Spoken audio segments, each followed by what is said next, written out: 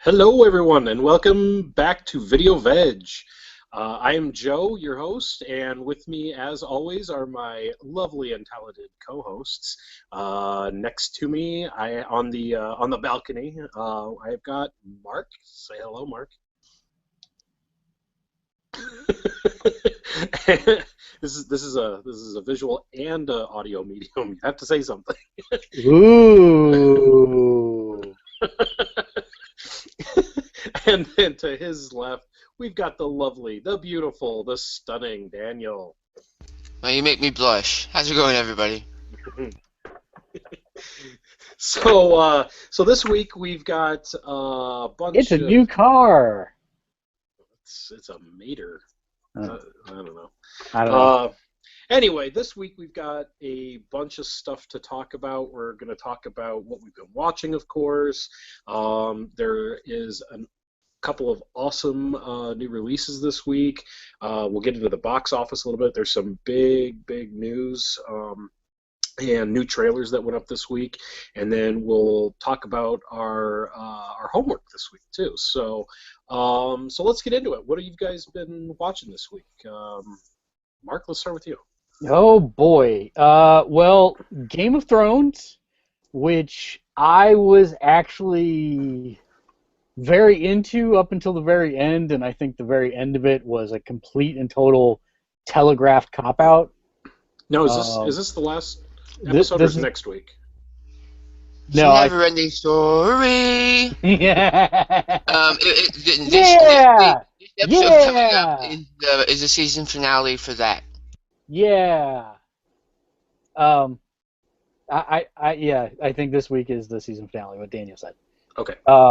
But I thought last week's was super solid with a fantastic ending.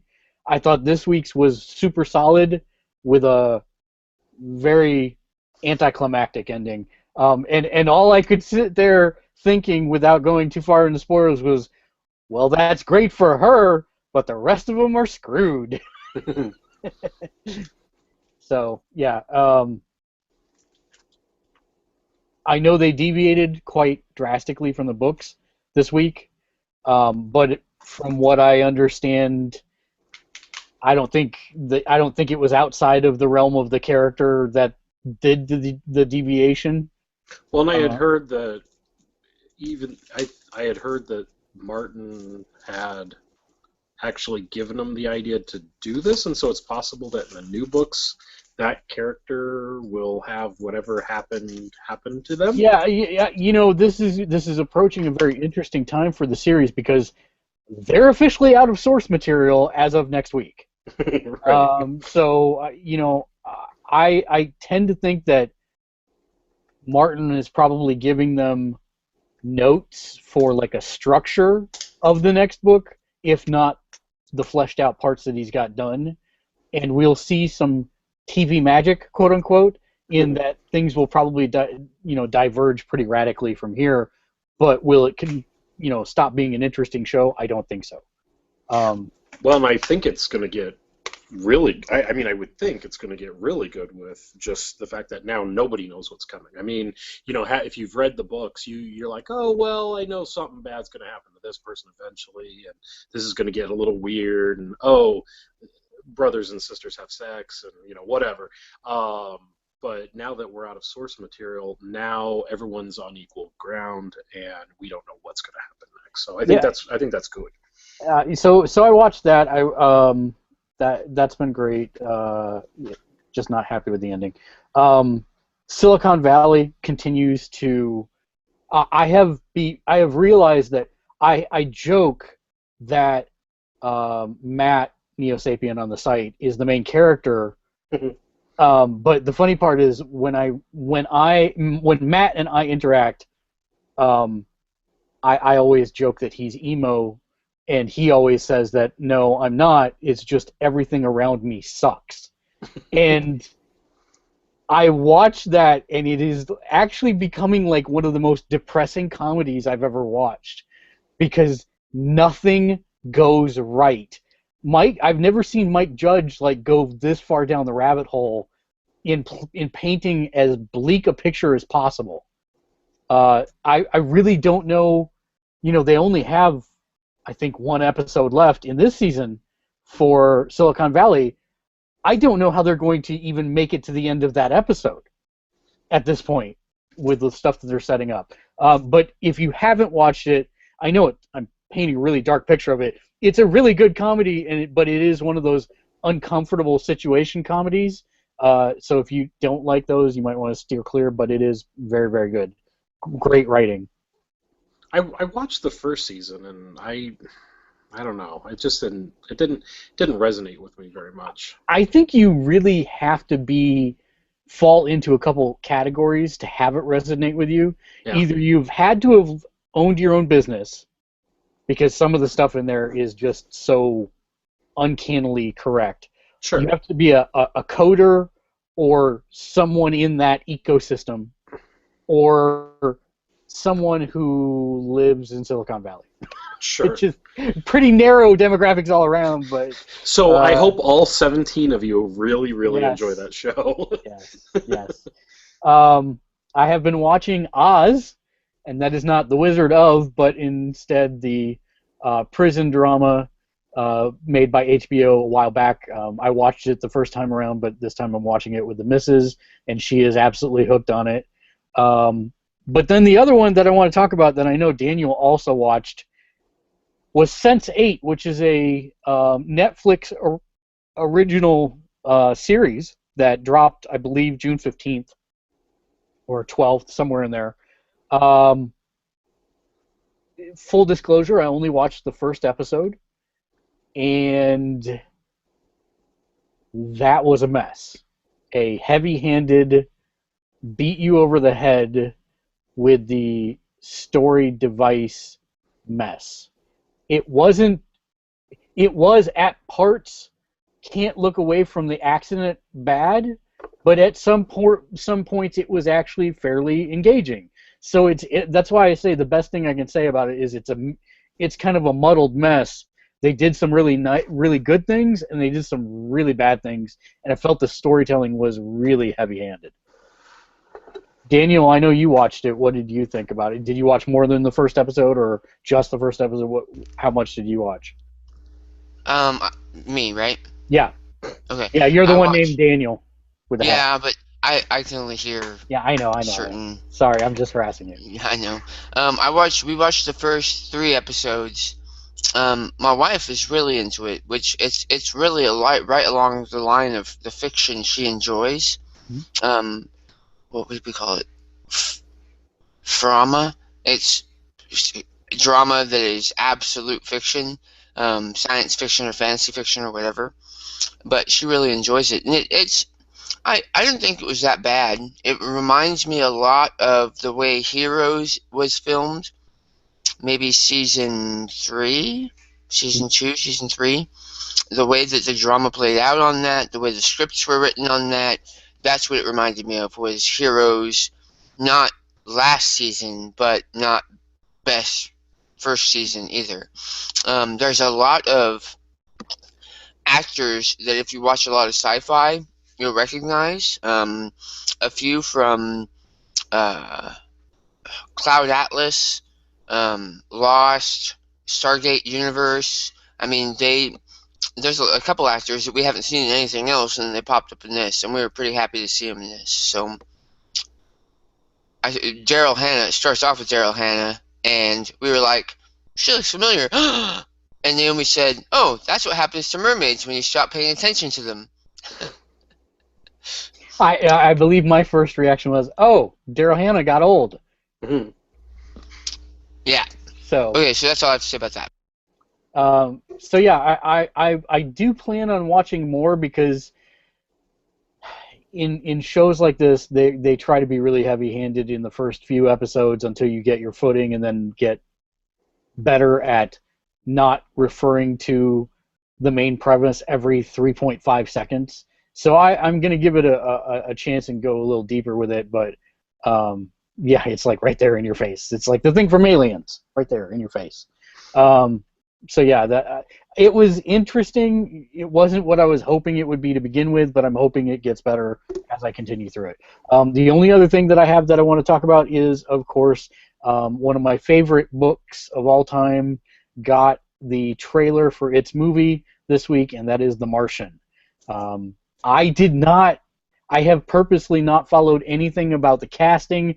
I didn't realize it was Matt Damon as the main character, or any of the rest of the folks that are in it, and I have to say I am relatively pleased with all the people they picked for all the different characters. So I'm really excited that they have the opportunity to create a really great film based on a phenomenal book. So I was really, really pleased with that trailer. Yeah, I agree. I was. It was just like a blanket. Everything. Everybody was. When did it come out? Like Monday or Tuesday or something like that? I believe it came out Monday. Yeah, the trailer was yesterday. Okay, and yeah, it was just like everything. Everywhere I looked, it was on Facebook. It was on Google. It was everywhere. I mean, and you really cannot. You couldn't have done anything yesterday that had to do anything with media and not run into that trailer. But I'm glad I did. I mean, it was really impressive. It reminded me a lot of like. There was a movie that came out a couple of years ago called Moon, which is kind of almost the same premise, but this is a bigger budget version of that, and it looks phenomenal. I mean, for as much disdain as I have for Damon Matt, I'm probably going to end up going to see it. It really got me interested. Daniel, did you watch the trailer or not yet? I think you said not yet. I haven't seen it yet. Okay. The thing that can I spoil that? Spoil a trailer? No, that's fairly recent. A movie that came out a while ago, but is still within a year. The Matthew McConaughey space movie. Interstellar. Interstellar. Well, let's just say that I have seen Damon in other things, in other space things, and that was not the way that I wanted to see him in those. But every indication in the trailer is that he is bringing in a much more subtle performance for this. So I'm pretty excited about it, actually. What was that one that he was in where it was I think it was a Blomkamp. It would have had to have been a Blomkamp movie because they basically made him look like Master Chief. And it was like the rich people are up on the moon or whatever. And the guy had the exosuit. Yeah. Elysium. Elysium. I thought that one was pretty good too, but yeah, this looks much better. So that's it for me. Daniel, what about you? You guys have pretty hit some of them on the head. Game of Thrones, of course. Sense8, which we enjoyed. We tend to not watch those like news shows all at once. We tend to try to spread them out a little bit. Naomi's been going through 4400, and she'll have that in the background while she's sewing or doing dishes and stuff, working on her business stuff. So she's been going back through that, and I've been listening to that, and I'll watch the occasional episode. iZombie, which the finale is this week, tonight, I believe. We've been really enjoying that. We haven't. That's one series, the only series that is out based on a comic book that I had no idea. I had an idea on the premise of the show, but I've never read the comics. And so I actually, on purpose, usually if it's premise like that and I don't know what it is, I'll go and pick up a trade paperback or some issues. Like when Constantine was coming out as a movie, I went and picked up probably 3 or 4 trade paperbacks to see what the tone and feel for it was before the movie came out.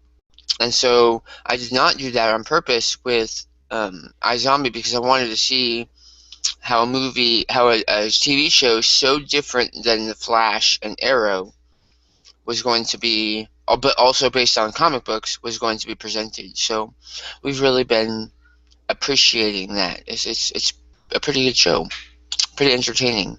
And then I watch a slew of Food Network shows. Food Network Star started Sunday again, and then I watch like Guys Grocery Games and Chopped and Cutthroat Kitchen, which is one of our favorites because I love Alton Brown. He's amazing. That's about it for TV shows. We watched Jurassic Park again with the kids because we're planning on going this weekend to Jurassic World. It's at the drive-in. Woohoo! You guys have a drive-in? That's awesome. Yeah, that's about it. Well, I really haven't been able to watch that much TV this week with all the gaming stuff that's going on. I'm like waist deep in games right now. So movie-wise, though, I got a chance to go to the theater twice and see a couple movies. On last Tuesday, I think it was, I saw San Andreas.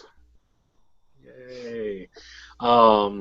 So San Andreas is the movie with Dwayne "The Rock" Johnson in it, and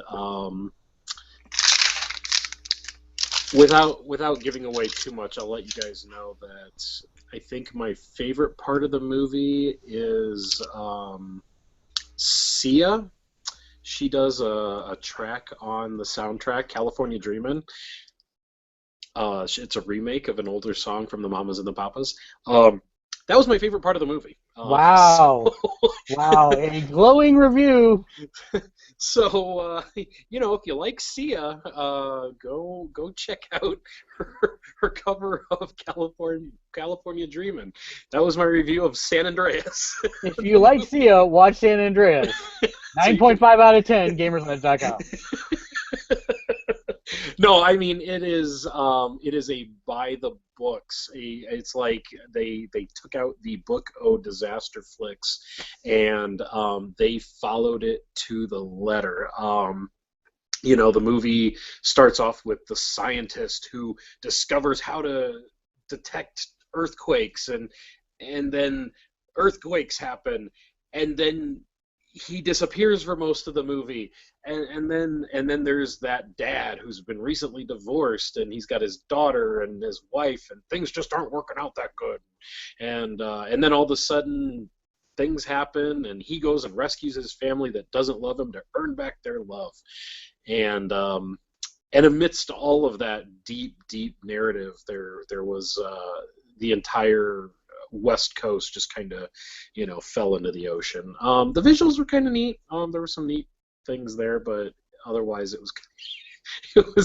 I don't know. All right, so you've covered cinematography with visuals. You've covered the story and plot. What you haven't addressed is what's the acting like? Well,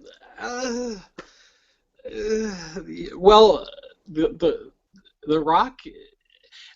So I'm actually a big fan of The Rock in general. I know we talked about this a little bit last week with them doing whatchamacallit. Yeah, the new HBO show that I'm blanking on now that you've asked about it. And so it was kind of surprising to see him just suck so bad. No, that's no good. I mean, at one point he was like trying to squirt tears out of his eye holes, and he was just like, and it wasn't good. I don't know. I mean, it was something that at 2:00 on a Saturday on TNT, you'd be like, oh, I'll watch this. What the hey, whatever, and you'll just kind of tune it out and fall asleep in the middle of it. That's what San Andreas is to me. It's just like this random movie. So now that you bring this up, I thought about one other thing I did see that ties directly in here. Okay. If he did that badly in it, maybe we can hope that The Rock will be in Sharknado 4, because Mark Cuban is in Sharknado 3. Mark Cuban from Shark Tank is going to be in Sharknado must be nice to have billions of dollars. Yes. Movies. Movies and TV, and made-for-TV movies. Yes. And then the other thing I saw was much, much better. I got a chance to see Spy over the weekend, and Spy is actually surprisingly really, really, really good. I went in with super low expectations. Her last movie that she did was kind of meh. Is that the one where she was the bounty hunter? I don't. Or the bounty hunter was with her? I can't remember. Yeah, where she goes into and robs the... Yeah. It was, and so I was like, I'm not sure how another Melissa McCarthy movie is going to go, but Paul Feig, I don't know how to say his last name. Feig, I think. I don't know. He was responsible for producing and directing this movie, and it really shows. The comedy is on point. You can tell Melissa McCarthy had a lot of to do with like the improvisation and stuff like that. She did a great job. Her comedy timing is always amazing. Her pratfalls and stuff like that, she does great physical comedy, and it was top notch here. And the supporting cast was amazing. Jason Statham was in this movie, which I had no idea that was a thing, that he was in this movie, and he ate the scenery up. Every single time he was in a scene, he just chewed the entire scene to death. He is hysterical in this movie. He's just like it was really good. I was really impressed. My only complaint with the movie is that it is an R rating, which is awesome. I'm all about an R-rated movie, but it was like it got an R rating because they knew they wanted to drop an F-bomb or show a wang a couple times during the movie, and so they're like, well, if we're going to have an R rating, we better earn that R rating. And so it felt like they were trying to squeeze cuss words in just to squeeze cuss words in. I was telling, I was talking to Mark yesterday, and I was like, hey, it's kind of like that first time when you're a kid, when you're off in an alley somewhere with your friends, and you learn how to cuss for the first time, and so you're like, F this and F cheese and F bot and F poop, and it's just like so it came off as kind of like forced cussing, which is kind of weird. But other than that, it was awesome. I really enjoyed myself. It was a really good 2 hours. It was a good movie. So, but yeah, that was really all I watched this week. And speaking of that, I guess we can kind of hit on the box office for this week. No surprise, guys. Spy was... Well, actually, I guess I am kind of surprised. Spy is actually number one, and it knocked San Andreas off. So Spy is number one at 30. I see what you did there. It knocked San Andreas off. Yep. Yeah. It shook it to its very core. There you go. And then... Insidious Chapter 3, I guess. Wait, are you saying that you could see where the lines were divided? The fault lines were divided? Yes, that was my fault. Yes. Yes. Yes. That's Insidious, Joe. Yes, and that is Insidious. Well, I bring my entourage with me to take them to Mad Max, and we give a pitch-perfect performance of Tomorrowland with the Avengers. And all right, I'm out of here. Aloha. Aloha. And that's no Poltergeist. So that's your top 10, guys. Yeah, it's really not that big of a surprise of a week. Everything's kind of falling off. Mad Max is still in top 5, though, which is really pretty nice, considering Pitch Perfect was above it last week. Now Pitch Perfect is starting to slow off. So it's nice to see Mad Max hanging in there. I want Mad Max to make as much money as possible because it's an awesome movie. And then if you guys are interested in what's coming out this week on Blu-ray, probably the biggest thing that we should talk about would be this little guy right here, Kingsman, The Secret Service. That comes out this week, this Tuesday. Go get it right now and watch it because it is awesome. It's one of the best action flicks you guys will see this week for sure. Would everyone agree? Did everyone see it? I have not seen it. I want Nope. to. Are you guys kidding me? No, it was one of those things of timing. It just I couldn't ever It's get like- into. It's like bottom 3 on my list. It's like Oh. right above Paul Blart. Oh, Jeez. Lord, are you kidding? Why? So I think I'll let you answer that in 1 second, Daniel. But I think I know why. I really didn't like the attitude that the trailer portrayed to me about what that movie was. I didn't like the attitude, and this is probably God. I hate to sound like I am that old, but this is probably a generational thing. But it was like no respect, no respect. I know everything. I went through my teenage years. I don't need to watch a movie about it again. And It that was a cocky high school movie. which I get. It's probably not because I saw just enough in the trailer to make me think, okay, yeah, that's going to be the start of the movie, but then it changes morphs after that. Yep. But because of timing of other movies and game premieres that came out at the point in time that it hit the theaters, I never got to see it in the theaters before it left. Yeah, I mean, I know we have something good up for homework for next week, but man, you guys got to see this movie. You really do. I'm gonna pick it up this week. It is.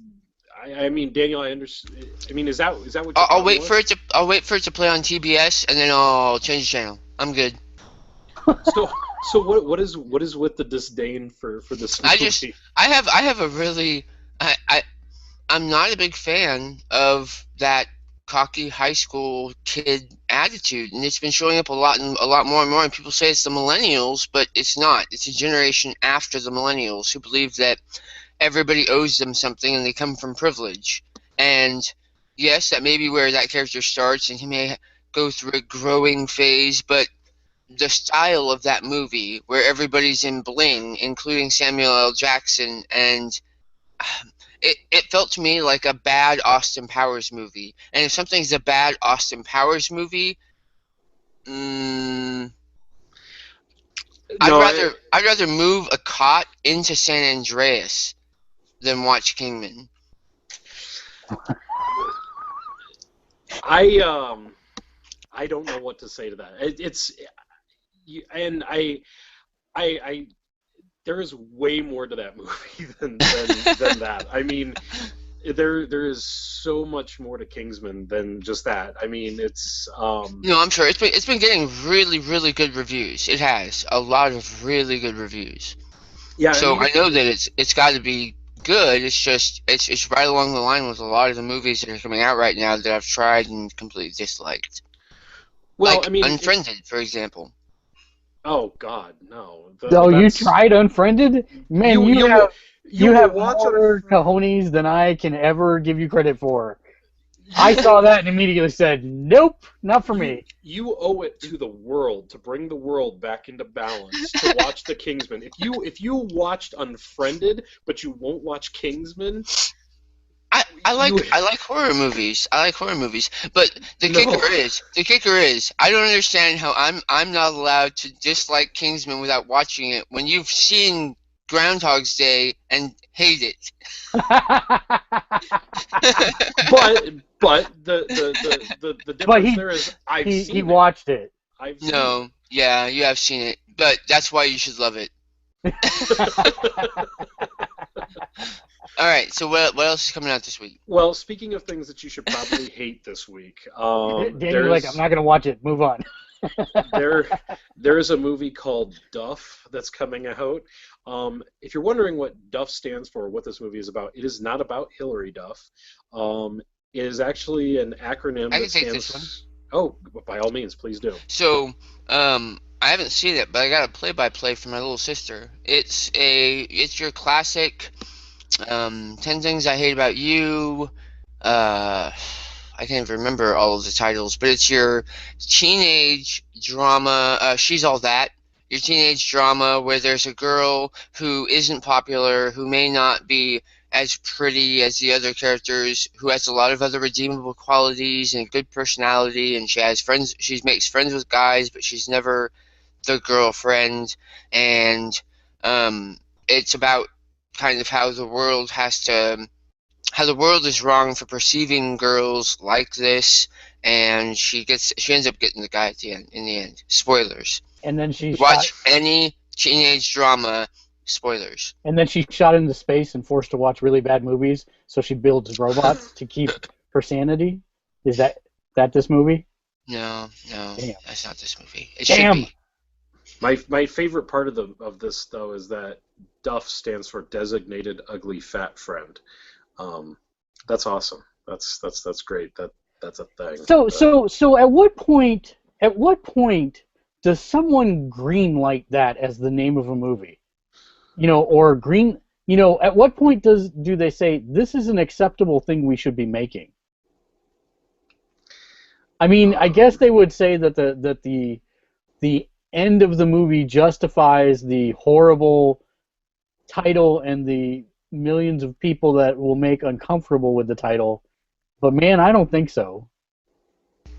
Mark, there's so much worse out there. There's so much worse available just on Netflix that people can watch that is just terrible for the soul and humanity. Like Donkey Punch, the movie. Or Dead Girl. Yeah. Or what? Dead Girl. Dead Girl? Okay. It's about high school boys that find a girl, essentially a zombie, strapped in this basement, and then proceed to molest her. Essentially. Oh. That's great. Yeah. For the whole family. Do they take her to prom at least? No, she doesn't end up killing them though. So spoilers. Spoilers for a movie, and you're never. Yeah, sexually molest a zombie. I dare you. But I guess what's even more surprising is this has Ken Jeong in it and Robbie Amell. So there are actually real actors in this movie. So DUF, guys, if you're into DUFs, MILFs and DILFs and DUFs, that's for you. Also, is a movie called Project Almanac. Did you guys get a chance to see this when it was in the theaters? Sounds really familiar, but for some reason, no. Go ahead, Dennis. So I've got 3 kids, but this one has been on the top of my list for a while. But I also really like Chronicle style movies, and so that's why it was up there. Plus, I love time travel. So I did get a chance to see this. I would lightly recommend it. It's not a bad movie. I was on board with this movie. I would say like 95% of the way through. It takes, it does the time travel thing pretty serviceably, but the movie kind of collapses in on itself when it gets towards the end. It doesn't know what to do with all of the time travel mumbo jumbo that they've done, and so by the time you get done, it actually kind of leaves more questions than it answers. So it's not a bad movie by any stretch. It's another found footage type of movie. And like I said, I think it does a pretty serviceable job of it. But the whole time travel mythos and lore, the way that they set it up, it kind of collapses on itself by the end of the movie. But definitely worth a rent. If you get a chance to Redbox it or something like that, I would recommend it. And then the other 2 movies that are on Amazon's top 5, I am not familiar. Well, I know of one of them, but I've never seen it. One's called Society. That's a horror movie. That's from the 80s, I believe. And there's a collector's edition that looks really gross, and it's got some faces, and it's pretty gruesome. And then there's a Hyperdimension Neptunian movie that's coming out. Which Mark could probably speak to more than I could for sure. It's actually a video game series anime. It's one of the few where instead of being an anime first and then a video game, It was the video So game the game first, first. and then they made an anime. It was very popular, and those are actually published here in the States. Hyperdimension Neptunia is out on the PS3, and I believe a chapter just came out on PS4. I know the older ones are on Xbox 360. I don't think the newest one is on the Xbox One at this point. Okay. Right on. Also on Vita, if you're a portable person. And who isn't?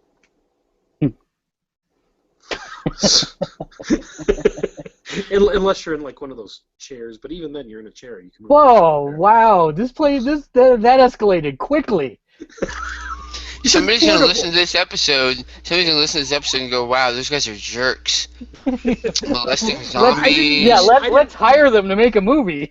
I didn't mean like a wheelchair. I meant like like those chairs does not refer to wheelchair. Holy cow!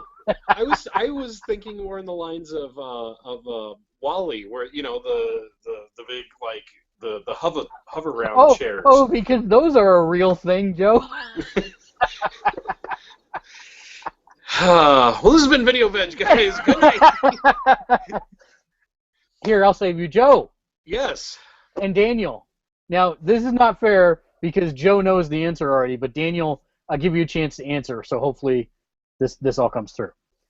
What movie stars Thanos, a lawyer, Rudy, the football player, an X-Men, a betrayer from the Matrix, a die-hard villain, a mama, and Corey Feldman that came out 30 years ago this year? Don't throw Mama from the train? That's close, but she's in it. Yeah, she's in it. Misery? I have no idea. All right, I tell you what.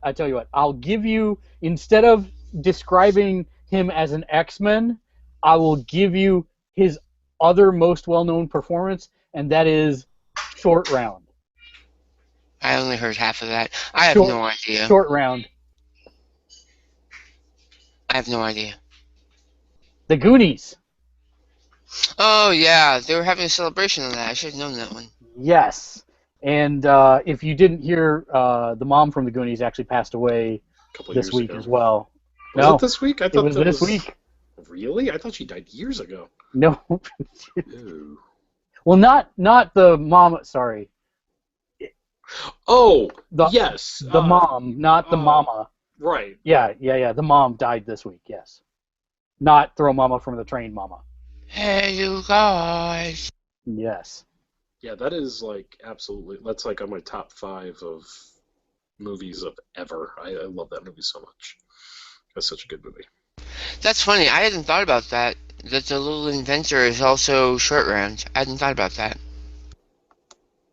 It's a lot of people aren't even aware that he's one of the X-Men stuntmen, but that's what he has grown up to do since then. And yeah.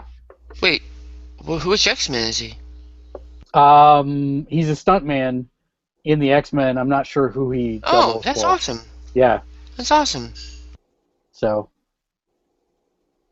Well, yeah, they're actually doing a celebration up in Oregon, where the movie took place, and people that went could see the movie with some of the stars, and they could go on One-Eyed Willie's boat. They actually brought it up and had it up there where you could go around the bay. Oh my god, that is so awesome. Yeah, so cool. And the actor who played, I want to say Chunk. Is it Chunk? Yes. Could be. The genetic deformity? Mm-hmm. Is that Chunk? Yeah, that's no, Chunk. that's yeah. Oh, no, isn't that's it? Sloth. That was Sloth. Oh, Sloth. The actor who played Sloth was up there as well. Ah. And so people were taking pictures and getting signatures.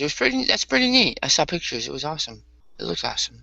So other things that are upcoming that I did want to quickly highlight. One of my favorite Cartoon Network cartoons of all time, the Powerpuff Girls, is being remade, and it's currently trending all over YouTube and Twitter.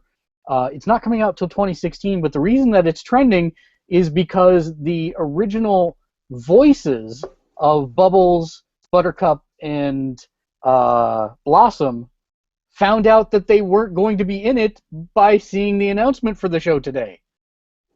and they They're were not like, bringing them back? they didn't even ask them. Any of the three of them, they just recast those three people for the voices. When they do have other people on the show that are returning, like the mayor and the announcer. Really? But yeah, it's been all over Twitter today because one of them noticed it and it was like, I didn't even know there was a new Powerpuff Girls coming out. And best of luck to the new actresses. No bad feelings or anything, but gosh, it would have been nice to have at least been asked. So, I mean, is the internet in furor and like petition, putting out a petition and all that other stuff that the internet normally does? Surprisingly 50-50. Oh, okay. There's a lot of actually positive support for the original voice actors Hmm. in the terms of, we're so sorry this happened, etc. But I haven't seen any like pitchforks coming out saying, oh, you should totally do this or whatever. So yeah. Well, that's really weird. That's just, and I mean, Cartoon Network's still doing it and everything. Yeah, Yeah. that's really surprising. Same, is it a different animation company or whatever? Don't think so. I think it's the same. So Well, yeah, that's weird. it's a very interesting. But Amanda Layton is playing Blossom. Kristen Lee is playing Bubbles, and Natalie Palamides is playing Buttercup. And if you aren't sure who those people are, I can probably get you pretty close. And those are the new actresses. They look just like the cartoon selves. So yeah, that's the only other thing I had to. I've got some new releases this week too. The next season of Defiance starts this week on Sci-Fi. So I have a question, Daniel. Did you watch season 2? I have. Worth it? I enjoy it, but I also really enjoy the universe that they're creating. I really liked season 1, and then we just kind of fell off and didn't watch season 2 because there was such a long gap in between. Yeah. But it was as good as season 1? No, but Okay. not by a large margin. Season 1 to me was... Season 1 of a lot of shows to me is quintessential because it introduces the universe, and you get the opportunity to do a lot of things there that are bright and shiny and new. And so once you already have the universe established, you kind of fall back to traditional plot lines and traditional writing styles and drama. And that's what happened with season 2. Now, there is a lot of sci-fi stuff in season 2 that I didn't really see coming that was pretty neat for a science fiction show, which is why I watched that show, because I like science fiction. It's not like it turned into a high school drama show or anything. But I really enjoyed it. I'm looking forward to season 3. Good. Perfect. Dark Matter, which is a new show on Sci-Fi, which I've actually decided I've more and more so I've been giving Sci-Fi a bigger and bigger chances on these self-produced shows, because most of them, like 9 out of 10, have been right up my alley. There's a new one called Joy Killers. Joy Killer? Killjoys. That's about space bounty hunters. And I watched the first episode of that online, and it was okay, but it's not really my thing. Dark Matter, which shows right after Defiance, or a little bit after Defiance on Friday, is about a handful of strangers that wake up on a spaceship floating in space that have no memory of who they are, and so, or what their abilities are, or anything like that. So they have to kind of, it's almost like the movie Identity, except probably not with the same twist. I know.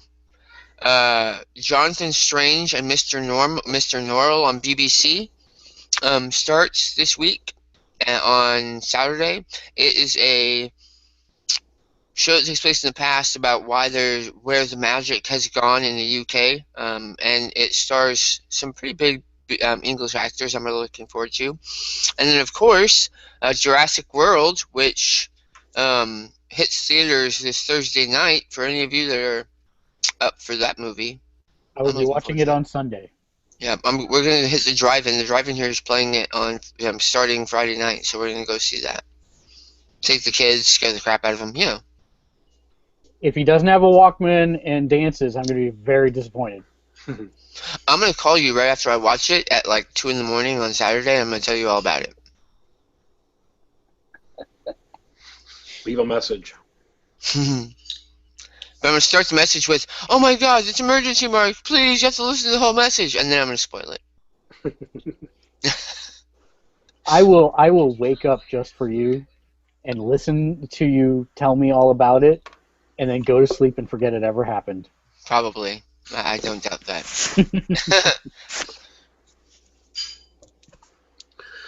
So, speaking of things that we have almost forgotten, that was a good transition. Go, Joe. Only if it's Uwe Boll that you're going to talk about. It is. Okay, yeah, that is a good transition then. So, this week, I haven't heard from him in a long time, but you guys may remember Uwe Boll or Uwe or Uwe, whatever he calls himself.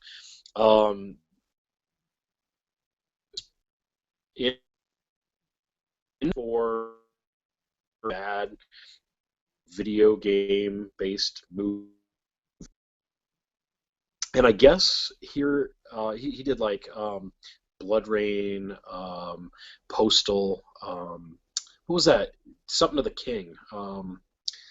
It was an old PC game. It was a fantasy game. I don't know. Anyway, it was a total Lord of the Rings ripoff, is what he did. But anyway, he's done a bunch of crap. Dungeon Siege? Yes, that is exactly what it is. Dungeon Siege. So anyway, he's done all these movies, and I hadn't heard of anything with Boll since I think Dungeon Siege was the last time I really heard him make any noise. But apparently, for the past couple of years or so, he has been trying to make a Rampage movie. You know, the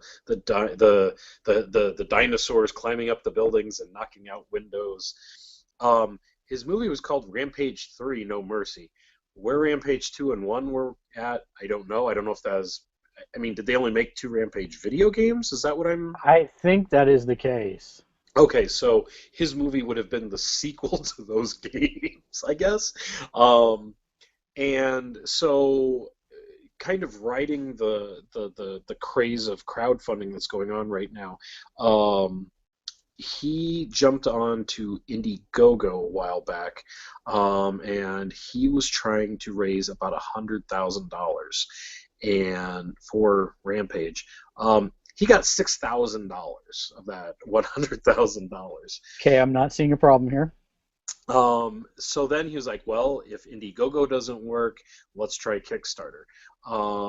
He cut his one, well, I guess what, 50,000 euros is $100,000, isn't it, essentially? Depending on the exchange rate. So right, I mean, right now it's closer to like $60,000, but that's all right. All right. So he was asking for 50,000 euros. He got 22, so he got almost half of what he was looking for. I encourage all of you to go onto YouTube and look up, just type in Uwe Boll rant, and for 3 minutes, Uwe Boll flips the middle finger at everybody, and he's just like, screw you guys, I'm going home, I'm collecting all my toys, and I'm out of here. And it's awesome. It is. He literally just melts down, and he seems very frustrated. I don't believe it. I don't either, but I think he's just trying. I mean, I think his meltdown is just to get him noticed. Yeah, and sadly, that YouTube video will probably have more viewers than the total number of viewers that would go to watch the movie that he makes. That is exactly true. So yeah, that's my Uwe Boll meltdown story. I think that's awesome. The fewer movies that Uwe Boll makes, the better off this world is. So So yeah. So there's one other thing that I also know of that's coming up, and I need to find the name of it so I don't get it wrong. But Bruce Timm is the person who was responsible for Batman Beyond and Justice League and a bunch of stuff, and I think he also voiced Batman, if I'm not mistaken. But there is a new full-length Justice League movie coming out that takes a completely different spin on the Justice League. It's called, and it's incredibly violent and horrible, and it's called Gods and Monsters? yes, Gods and Monsters, Justice League Gods and Monsters. And what he's doing is he's releasing the launch of the movie which is going to go straight to Blu-ray. And the first one was just posted up, I believe, yesterday. Full disclosure, is a vampire in this world versus Harley Quinn, the meth addict version of Harley Quinn. Nice. And I mean, they break more lines for what you would expect in that universe in about 2 minutes than I think I've ever seen anything do. It's not, oh, let's be adult to be edgy, you know, in that same way that you were talking about Spy earlier. Yeah. It's actually just to tell the story, and it's just a really messed up story, is what it is. Watch it, and that's the best thing I can say is watch it and you'll understand, but I really like it. I'm really interested to see where it's going, and it gets super dark. But yeah, Batman's a vampire. Superman's the son of General Zod. Wonder Woman is from a descendant of the New Gods instead of Greek mythology. Mm-hmm. And this is out already? No, it comes out July 28th. The first short, called Twisted, has Batman hunting down Harley Quinn. Huh, that sounds really cool. Sounds really cool. Harley Quinn is just for, you know, there's discussion of cheesecake characters and everything. Harley Quinn is like meth addict in this. So it's the problem of Harley that we've ever seen, but not in a necessarily attractive way, if that makes sense. Yeah, absolutely. Huh, so, that sounds really neat. Well, kind of along those lines, it looks like Warner Brothers also announced their licensing plans for the Suicide Squad movie, and apparently they're doing a very similar thing, and for a lot of the merchandising and stuff that's going to be happening for Suicide Squad, apparently they're going to go more adult for the Suicide Squad merchandise. Well, yeah, they've got to. They've got Grills Lido. Grills Lido in stores by Christmas. So I'm curious to see what adult-themed Suicide Squad stuff is, but you know, maybe they'll have Suicide Girls with a Suicide. That's the only way I'd be excited about this movie. Yeah, I know, right? That just, oh God. Oh, Warner Brothers, are you listening? Because you need to just start all over and do that. Wow. I would watch that movie. Boom. You just blew my mind right there, amongst other things. That is an amazing idea. I think we should run with that. Wow, that's awesome. And then there one final piece of news, and I don't know if maybe one of you guys could talk more to it than I could, but apparently there's some new Daredevil news for next. Oh, yes, and it's actually really good Daredevil news. Yes, yeah, go ahead. And that is that, and I don't love the story. Guy that is going to be playing the Punisher in season 2 of Daredevil. So I'm really, actually, that's really good casting. He's got the attitude to pull it off. We've seen it on the small screen already. I think that's going to be. I wonder how much they'll devote to his backstory. Yeah. But I really think that that's got some huge possibility, and I would not mind if that rolled off into its own series at some point with him as the lead at all. At this point, who knows? I mean, I picture this landscape where in 5 years we're going to have like the Marvel Channel or something where it's all just it's every single person in the Marvel universe has their own show. You know, you joke, but that would be utopia for me. I know, it'd be awesome. They show like the Marvel and DC cartoons, or and then it's just like. And I should point out that Sense8 that we were talking about earlier, written by the Wachowskis and J. Michael Straczynski, who is a very well-known Marvel comics writer and independent comics writer as well. Babylon 5. And Babylon 5, yes. Yes. Except that most people will not know what Babylon 5 is anymore, Daniel. Just dating ourselves. Oh. I never watched it, but I know what it is. Surprisingly good. I highly do recommend that if you are looking for a pure sci-fi, is how I would classify it. Very, very well done. I mean, it's going to look dated now. The effects especially are going to look dated, but I really liked that batch of sci-fi that was coming out in that area. You had Andromeda, you had Babylon 5, you had what was Gene Roddenberry's Earth? Earth Final Conflict. Yeah, that and you know what? I'm gonna get crap for this, but even Lex, I thought it was kind of hilarious. Lex was awesome. Sci-fi on TV today. It makes me kind of sad, but yeah, if you were looking for a show to fill up 8 seasons, what 7 seasons?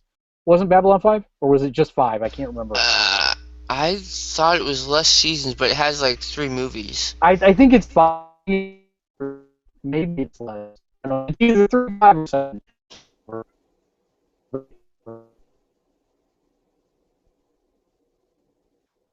I'm just messing. Out they're looking for something like that, and I'm still looking up the name of the person. John Bernthal for the Punisher in Daredevil season 2. There you go. Yep. So yeah, that's. I think that is. Does anyone else have any cool stuff that's going on?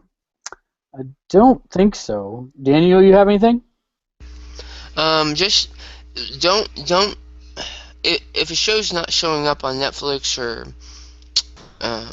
normal television, still give it a shot. Yahoo has been putting together a lot of good original content as well. They don't have an app yet, so you can't watch it on like your Blu-ray player, your PS4, your Xbox One. Hopefully soon. But they're producing some pretty good stuff, so definitely give it a chance. Like the Kingsman. Yes. Keep an open mind and watch the Kingsman. I'll end up watching it. All right, well, I won't enjoy it. I won't enjoy it, damn it. I'll watch it, but I won't enjoy it. And that's Are we talking about homework? Yes, that's where I was going next. Awesome. So before we wrap up for tonight, I wanted to quickly go over our homework for last week, which was Akira Kurosawa's seminal masterpiece, The Seven Samurai. Did I say that twice? I don't know. Seminal. So yeah, anyway. So I'll read the IMDb. I guess plot summary, and then we can kind of go from there. See if we can expound on that. So basically, the plot of Seven Samurai is a poor village under attack by bandits recruits 7 unemployed samurai to help them defend themselves. That's it. That's all you get for this 3 hour and 27 minute That's magnum really opus. all they have written on there? That is literally all they have. It's like a 16-hour movie. It's only 3.5, but there are parts that it does feel a little long. Yeah. See, I did not feel it was long because the story. I'm a unique snowflake in that I am very enamored with Japanese culture, especially the Shogun era, the samurais. I thought there was a lot of nuance and subtlety in helping you get the feel of each of the characters as they were introduced and then eventually recruited, and eventually you have the standoff battle at the end, so that every time someone did fall, there was an emotional impact, and it wasn't just this strategy was failing, it was that you just lost a very honorable friend that was never going to be seen, the likes of which was never going to be seen again. And they didn't have to do this thing, but it was the right thing to do. And I think that honestly, for me, and I know this is going to be a love it or hate it kind of thing, but when you look at it, I don't think that we would have buddy movies, buddy cop movies, buddy anything without this movie. Yeah, I totally agree with that. I mean, I know kind of alluded to it last week, but I mean, it kind of goes along with the Jodorowsky's Dune movie that we were talking about. If you didn't have Seven Samurai or you didn't have Jodorowsky's Dune fail, and this movie succeed, you wouldn't have a lot of the genres that we have in movies today. I mean, it's amazing to see what Seven Samurai has done to influence cinema now. I mean, when you have all these directors, when you're like, who is your biggest, who's your biggest, who do you take all your, a lot of your influence from? People are always, not, half the time people will be like Kurosawa. And I believe it. I mean, there's, for me, the story was really, I think, for me, it felt a little long at 3.5 hours. But for me, my big takeaway wasn't so much the story; it was more the visuals. I am a huge fan of Kurosawa and what he does visually. If you ever get a chance to see Dreams, holy moly, the cinematography and just the stuff that he does with the camera in the 50s for Seven Samurai. It's really cool. It's amazing, the stuff that he does, and in a lot of his movies, before and afterwards. So that, for me, that's where my love of this movie is more in the visuals than anything else.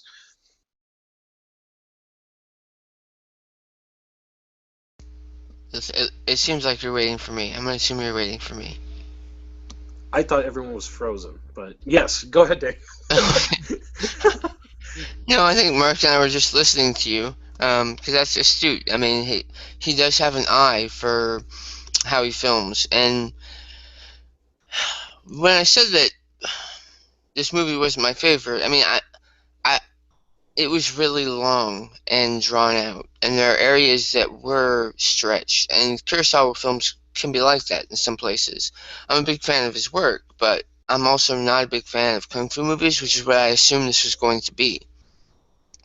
That being said, I didn't feel that that's what this was at all. This was a really good team-up movie, and had a lot of, being for the year it was made, which was the 50s. Yeah, it was like 50s, 56, I think. You look at the other movies that they had not been making movies for long when this was made, and he really poured himself into making sure it was authentic, and the actors knew why they were acting the way they were and why the lines were what they were. And it's something that when you watch other kung fu movies, you get the campiness and the overacting and the And this was well made. It was a very well made movie. I really did appreciate that from it. Um, I just there were some things, and just like every movie, there are some things that probably could have easily been cut without damaging the movie very much. But it was I did enjoy it overall. I agree with that. I mean, I think that's pretty accurate. I think, but at the same time, though, because from what I remember, because I had watched this for a film class that I took years ago, and blah blah blah. But I mean, I agree with your point, and I think that would have been I think it would have still been a good movie. But from what I remember of Kurosawa when he made this movie, I mean, the research that he did on this movie is ridiculous. I mean, I think he had like things that he had written up on all of the samurais, and I think they were actually based on actual samurais. Um, The actual cast of characters, um, all of that basically, he actually was supposed to do this based off of a different story, but mhm. then he changed the story and adapted it because he found this story of the samurai defending the farmers. His first draft was 500 pages. So he definitely made some cuts then. And on top of that, there were only 6 samurai originally. And eventually, after writing that first draft, they said, you know what, uh, we need something, we need somebody else to be empathetic and emotional, and that's when they added um, that character in. Um, the film, if you weren't aware, actually was wildly over schedule and budget, and production was shut down twice. So in 1956, this cost uh, $500,000, That's a lot in 1956 dollars. and they were shooting the first Godzilla at the same time. And Toho was the company that did it, that made both Seven Samurai and Godzilla. It actually almost put the entire production company in bankruptcy. So the only reason that they kept making the movie after it had been shut down is because Kurosawa knew that he had shot enough of the film that Toho would have no choice but to start it up again. And he would go fishing and wait for the go-ahead to be given to start going again. So that's kind of funny. Well, so to kind of wrap up, what would you guys rank Seven Samurai? Out of, I don't know. We'll say out of the Gamer's Ledge 10 scale. I know I'm going to be the optimistic one and say 10 out of 10. Hmm. It's not perfect, but there's no film that's perfect other than the first Jurassic Park. But as far as when you look at the influence it has, when you look at the genres it spawned, when you look at the way they shot it on the budget they did for the time that it was made, and the story that they were able to tell, I think it's the whole deal. I mean, it's the real deal. It's the whole package. I'd have to give it a 10. How about you, Daniel? I'd probably give it an 8 out of 10. It was good. It was good. That is surprising. I figured you would have scored it Yeah, lower. as we've been sitting here, I've really been thinking about it because I was. It was a frustrating event, me watching that movie. So that may have poured a little bit into how I was talking to you guys before the show. But I, I'm I was I didn't regret the 3.5 hours, which I have been to movies before where I did. So I didn't regret it. I would definitely suggest it, especially if you're looking for something that it does show an obvious influence. I don't know if I'd say that without it we wouldn't have certain genres, because I think something else would have taken its place. But the fact that we have this movie, I think you can definitely see its influence. definitely. In a lot of movies like that. Yeah, I think I would probably I'd probably give it I'd probably go 9.95, right in there. I mean, they're like you said, no movie's perfect, but you know, I I think for what it does visually, I'm especially in the 50s, and the influence that it's had over cinema. I mean, you can't even if you God, I got to think that even if you hate this movie, like if you watch all 3.5 hours of this movie, you hate it. It's just like rubs you the wrong way.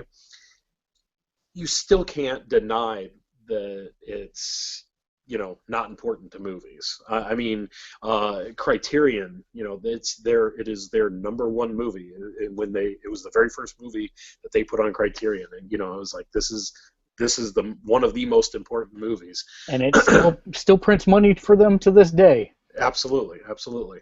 And so, for that reason, I would put it way up there, 9.95, right in that, general area. I think it's a great movie. I think I agree with Daniel. I think it's a little long-winded at times, but when when having looked into it, and researched the movie and seen, why it's 3.5 hours long, you kind of put a lot of, it's like, well, I become more okay with it, I guess, is what I'm saying. But so yeah, I mean, it's a good movie. We should, everyone should see it at least once in their life. So what will we do for next week? Yes, what's up for next week, guys? So I had a dumb suggestion. Thinking back on it, I don't want it to be a suggestion anymore. So go ahead. Well, how about then? I know it's coming. Well, no. Well, I don't know. Do you? I assume you're grabbing The Kingsman, and we should watch The Kingsman. Well, we can. Absolutely. I was going to go Goonies because it's the 30th anniversary. But since you guys haven't seen it, and I'm definitely going to rewatch it, I wouldn't mind doing The Kingsman. I'd be okay with that. I will totally read the Wikipedia article to talk about it next week. Aww. Aww. Oh man. So should we go with Goonies then, since it's the 30th anniversary? Yes. Okay, that'll be fun to talk about. I assume that's something that we've all seen before, right? Daniel, can you stomach the Goonies? I love the Goonies. Okay. All right. Well, let's do that then. Anything in the reader mailbag there, Mark? Not this week, Okay. but if you would like to participate in the show, you can write into balth@gamersledge.com. That's BALTH @gamersledge.com.